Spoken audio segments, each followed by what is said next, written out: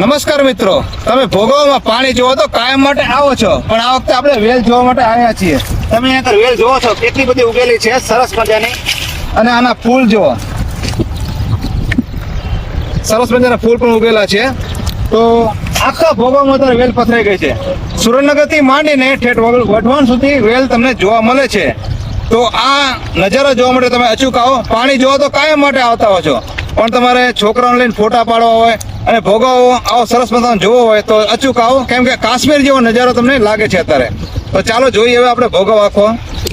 તો આપણે ભોગવવામાં અત્યારે જઈએ છીએ, તમને આખો ભોગવનો નજારો દેખાડો. નમસ્કાર મિત્રો, આજે આપણે ભોગાવાની મુલાકાતે આવી ગયા છીએ. કાશ્મીર જેવો નજારો લાગતો આપણો ભોગાવો. અહીંયા આગળ પક્ષીઓ પણ કેવા બધા મસ્ત મજાના ફરી રહ્યા છે. તો પછી ચાલો આપણા ભોગાવાની મુલાકાતે. સુરેન્દ્રનગર જ્યારે ડેમ ઓવરફ્લો થતો હોય અને પાણી ભોગાવમાં જતું હોય જોવા માટે બધા આવે છે, પણ આ ભોગાવમાં અત્યારે કુદરતી રીતે આખા ભોગાવમાં વેલ અત્યારે પસરી ગઈ છે. શું તમે ક્યારે આટલી બધી વેલ ભોગાવમાં જોયેલી છે? તો કોમેન્ટમાં જરૂર લખો. ડેમ થી લઈને વઢવાણ સુધી તમને આ વેલ જોવા મળવાની છે.